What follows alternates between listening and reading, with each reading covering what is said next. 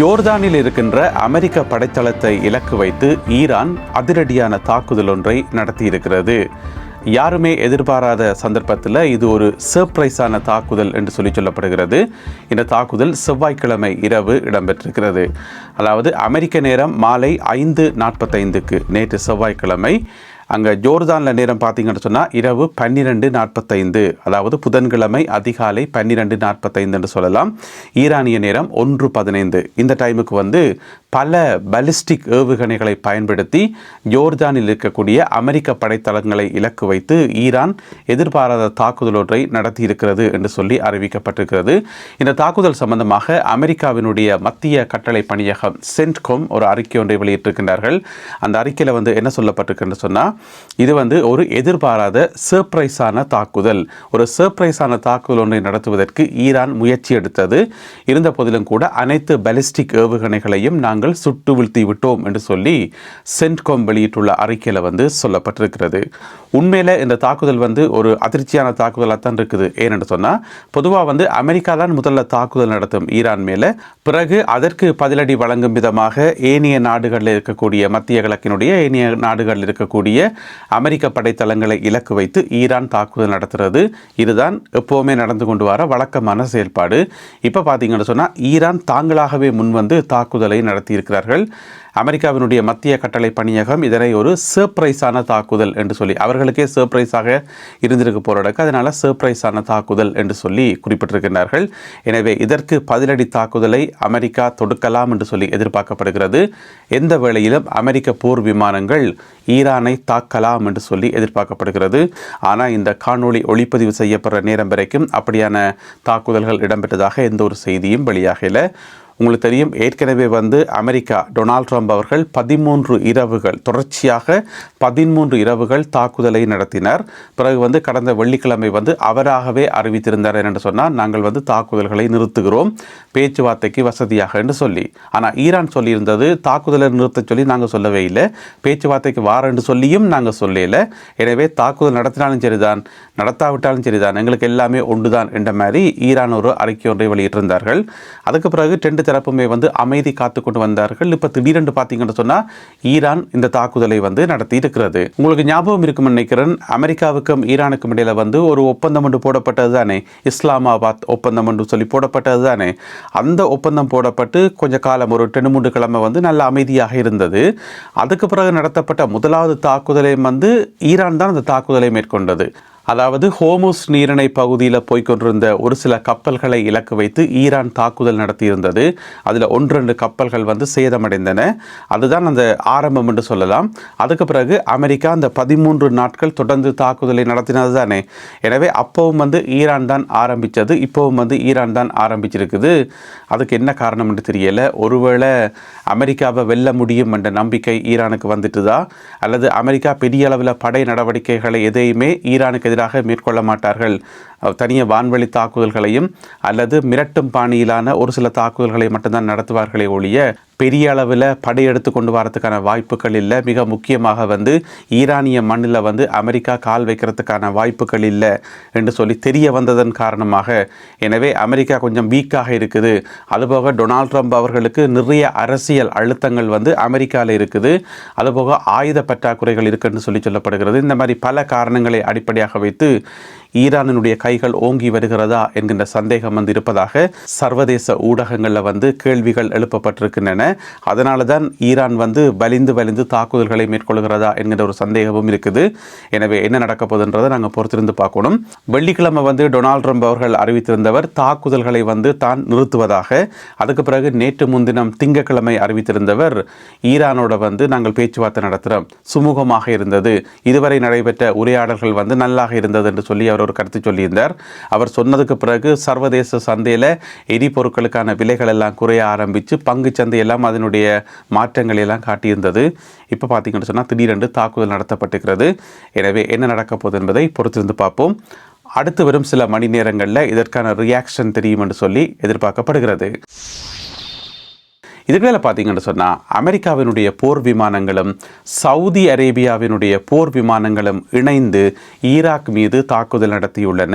அதாவது ஈராக்கில் எல்லா இடமும் இல்லை, ஈராக்கினுடைய தென்பகுதி இருக்குத்தானே, தென்பகுதியில் அங்கே ஈரானினுடைய ஆதரவு பெற்ற குழுக்கள் இருக்கக்கூடிய ஒரு பகுதி பஸ்ரான்னு சொல்லப்படுற பகுதி. அந்த பஸ்ரா பகுதியை இலக்கு வைத்தும் வேறு பல இடங்களை இலக்கு வைத்தும் கடும் தாக்குதல்களை அமெரிக்க விமானங்களும் சவுதி அரேபியாவினுடைய விமானங்களும் இணைந்து நடத்தின என்று சொல்லி இப்போ அமெரிக்காவும் தகவல் வெளியிட்டிருக்கிறது. சவுதி அரேபியாவும் அதனை உறுதிப்படுத்தியிருக்கிறது. கிட்டத்தட்ட 30 வரையான இலக்குகளை தாங்கள் தாக்கி அளித்திருப்பதாக அவர்கள் குறிப்பிட்டிருக்கின்றார்கள். அதாவது ஈரானினுடைய ஆதரவு பெற்ற குழுக்கள் இருக்கிறார்கள் தானே, நிறைய குழுக்கள் இருக்கிறார்களாம். இந்த எல்லா குழுக்களும் சேர்ந்து ஒரு தலைமைக்கு கீழே செயல்பட்டு வருகின்றார்களாம். அந்த ஒரு தலைமை எதென்று பார்த்தீங்கன்னு சொன்னால் PMF என்று சொல்கிறது. PMF என்று அப்படி என்று சொன்னால் பாப்புலர் மொபிலைசேஷன் ஃபோர்ஸஸ் என்று சொல்கிறது. இந்த ஒரு தலைமைக்கு கீழே தான் நிறைய ஆயுத குழுக்கள் இயங்குகின்றன. ஈராக்கில் எல்லாத்துக்கும் சப்போர்ட் பண்ணுறது, ஆயுதங்கள் கொடுக்கிறது ஈரானிய அரசாங்கம் என்று சொல்லப்படுகிறது. எனவே அந்த குழுக்களை இலக்கு வைத்து தாங்கள் தாக்குதல் நடத்தியிருப்பதாக அமெரிக்காவும் சவுதி அரேபியாவும் சொல்லியிருக்கின்றார்கள். இதுக்கிடையில் பஸ்ரா நகரத்தில் இருக்கக்கூடிய ஒரு குறிப்பிட்ட ஹெட் குவார்ட்டர்ஸ் உண்டு. இந்த படையினருடைய ஹெட் குவார்ட்டர்ஸை இலக்கு வைத்து ஒரு வெடிப்பு சத்தம் ஒன்று கேட்டதாக சொல்லப்படுகிறது. அது இப்போ சற்று முன்னர் வந்த செய்தி. அந்த வெடிப்பு சத்தம் எதனால் ஏற்பட்டது, என்ன விதமான தாக்குதல்கள், வான்வெளி தாக்குதலா அல்லது ஏவுகணை தாக்குதலா என்னென்று தெரியல. அது சம்பந்தமான மேலதிகமான விவரங்களுக்கு நாங்கள் காத்திருக்க வேண்டியிருக்கிறது. எனவே இப்போ எங்களுக்கு என்ன விளங்குது என்று சொன்னால் அமெரிக்காவும் சவுதி அரேபியாவும் இணைந்து இப்பொழுது ஈராக்கினுடைய பல பகுதிகளை இலக்கு வைத்து தாக்குதல் நடத்த ஆரம்பித்திருக்கிறார்கள். உங்களுக்கு தெரியும், ஈராக்கில் இருக்கக்கூடிய அந்த ஆயுத குழுக்கள் சவுதி அரேபியா மீது அண்மையில் ட்ரோன் தாக்குதலை நடத்தியிருந்தார்கள். அதே நேரம் ஏமன் நாட்டில் செயல்படுகின்ற, அதாவது சவுதி அரேபியா நடுவில் இருக்குது, ஒரு பக்கம் ஈராக், மற்ற பக்கம் பார்த்தீங்கன்னு சொன்னால் ஏமன். அப்போ 2 முனை, இருமுனை தாக்குதல். இந்த 2 நாடுகள்லேயும் ஈரானால் வழிநடத்தப்படுற ஆயுத குழுக்கள் இருக்கிறார்கள். அவர்கள் சவுதி மேலே தாக்குதல் நடத்தியிருந்தார்கள். இப்போ சவுதி அரேபியா அமெரிக்காவுடன் இணைந்து அதற்குரிய பதிலடி தாக்குதலை மேற்கொண்டு வருகிறது. மத்திய கிழக்கினுடைய நிலைமை இப்படி இருக்கும்போது இங்கால பிரான்ஸில் பார்த்தீங்கன்னு சொன்னால் பிரான்ஸை காட்டு தீ வாட்டி வருகிறது. கடந்த இப்போ ஒரு கிழமை ஆயிட்டுது, காட்டு தீ விடாமல் எரிஞ்சு கொண்டே இருக்குது. ஏராளமான காடுகள் எரிந்து நாசமாகி இருக்கின்றன. கிட்டத்தட்ட 3,60,000 மக்கள் இடம்பெயர்ந்து பாதுகாப்பான இடங்கள் நோக்கி நகர்த்தப்பட்டிருக்கின்றார்கள். இன்னமுமே இந்த நிமிஷம் வரைக்கும் தீயை கட்டுப்படுத்த முடியலை. இதில் அடுத்த இன்னும் ஒரு அதிர்ச்சியான தகவல் என்னென்னு சொன்னால், ஏற்கனவே சொல்லப்பட்ட தகவல் போர்தோ நகரம் இருக்குதானே, அதாவது தெற்கு பிரான்ஸில் இருக்கக்கூடிய போர்தோ நகரம். அங்கே ஏராளமான வைன் உற்பத்திக்கு மிகவும் புகழ்பெற்ற ஒரு நகரம் தான் போர்தோ. அதை நெருங்கி வந்துருக்குது இந்த காட்டு தீ. கொஞ்சம் விட்டால் நகரத்துக்குள்ளே வந்துடுமென்ற மாதிரி அப்படி இருக்குது. அது ஒரு வகையான ஆபத்து. அதை விட இன்னும் ஒரு ஆபத்து இப்போ அறிவிக்கப்பட்டிருக்கு. என்னென்னு சொன்னால், அந்த பிராந்தியத்தில் பிரான்சினுடைய இராணுவத்தினருடைய ஆயுத தொழிற்சாலைகள் இருக்காம். அந்த ஆயுத தொழிற்சாலையில் ரொக்கெட்டுகள், மற்றது மிசைல்ஸுகள், இது மாதிரியான பல வெடிபொருட்களை உற்பத்தி செய்கின்ற ஃபேக்ட்ரிஸ் எத்தனை இருக்குன்னு கேட்டிங்கன்னு சொன்னால் 1 இல்லை 2 இல்லை 7 ஃபேக்ட்ரிஸ் இருக்கா. எல்லாமே அந்த காட்டு பகுதியை அண்மித்த பகுதியில். அதாவது இந்த காட்டு தீ கொஞ்சம் கொஞ்சமாக நகர்ந்து கொண்டு வருது தானே, அந்த நகர்ந்து கொண்டு வர்றது இப்போ 12 மைல் டிஸ்டன்ஸில் இருக்காம அந்த காட்டு தீ இந்த ஃபேக்ட்ரிகளுக்கு. அப்போ இன்னும் கொஞ்சம் விட்டால் நகர்ந்து வந்துடுமென்ற மாதிரி. இதுக்கிடையில் இந்த 7 ஃபேக்ட்ரிஸுக்குள்ளேயும் பார்த்தீங்கன்னு சொன்னால் ஆபத்தான வெடிபொருட்கள், அதாவது இப்போ மிசைல்ஸ் உற்பத்தி செய்கிற இடம்னு சொன்னால் இப்போ இப்படிப்பட்ட வெடிபொருட்கள் எல்லாம் அங்கே இருக்குமென்று எங்களுக்கு தெரியும்.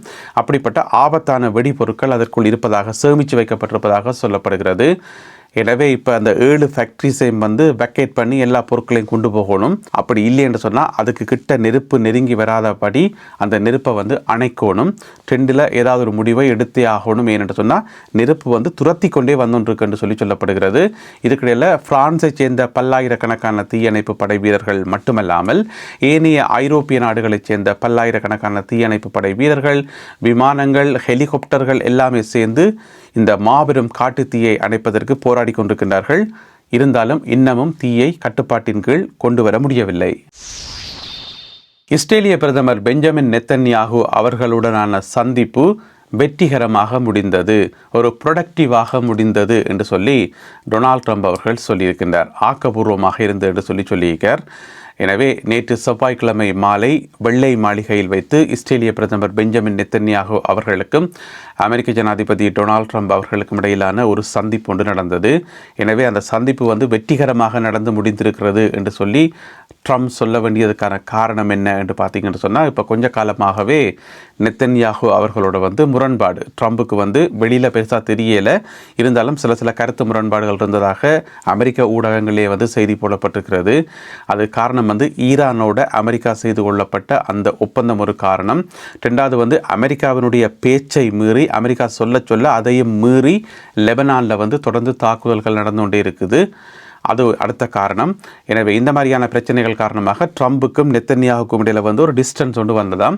அப்போ நேற்று சந்திச்சா பிறகு அந்த டிஸ்டன்ஸ் எல்லாம் காணாமல் போய் இப்போ நல்ல முறையில் பேச்சுவார்த்தை நடந்துன்னு சொல்லி அறிவித்தவர் தானே. எனவே அதற்கு ஒரு பதிலடி வழங்கும் விதமாக கூட ஈரானினுடைய தாக்குதல் நடந்திருக்கலாம் என்று சொல்லி அல் ஜசீரா ஊடகத்தில் செய்தி போடப்பட்டிருக்கிறது. இது தற்போது வந்த செய்தி. எனவே ஈரான் தாக்குதல் நடத்தியது எதற்காக, அந்த தாக்குதலுக்கு அமெரிக்கா பதில் தாக்குதல் நடத்துமா, இது போன்ற கேள்விகளுக்கான பதில்கள் அடுத்து வரும் சில மணி நேரங்களில் தெரிந்துவிடும். களத்திலிருந்து மேலதிக தகவல்கள் கிடைக்கின்ற போது அவற்றையெல்லாம் தொகுத்துக்கொண்டு இன்னும் ஒரு காணொளியில் உங்களை நான் சந்திக்கின்றேன்.